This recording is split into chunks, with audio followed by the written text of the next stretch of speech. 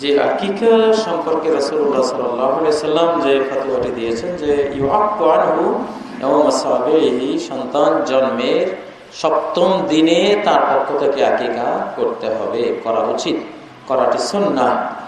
৭ম দিন, কারণ শিশু নিরাপত্তার সাথে বিষয়টি জড়িত, তার নিরাপত্তা প্রয়োজন।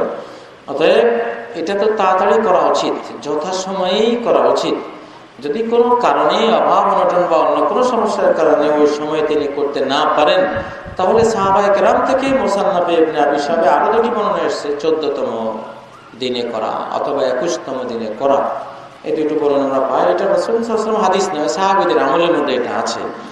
এরপরে আর কোনো ডেট নেই, এরপরে আপনি যখন পারবেন তখনই আপনি করবেন। অতএব কোনো কারণে বিলম্ব যদি হয়ে যায় তাহলেও আকিকা করার সুন্নাহটি বাতিল হয়ে যায় না, আপনি পরেও এটা করতে পারবেন। নবী সাল্লাল্লাহু আলাইহি সাল্লাম সম্পর্কে যেটা এসেছে যে আক্কান নবী সাল্লাল্লাহু আলাইহি সাল্লাম বা'দা বু'সা নবিয়্যান, হাদিসটির সনদের মধ্যে একটু দুর্বলতা থাকলেও এই ধরনের একটি হাদিস এসেছে যে নবীজি তার নবী হওয়ার পরে নিজের আকিকা তিনি করেছেন।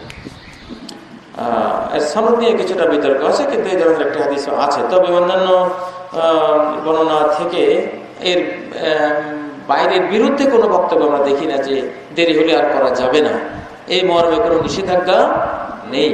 অতএব ইনশাআল্লাহ ৭ম দিনে অথবা 14তম দিনে অথবা 21তম দিনে করার চেষ্টা করা উচিত। যদি না করা হয় তাহলে পরেও করা যাবে। আল্লাহ তাআলা তৌফিক দান করুন।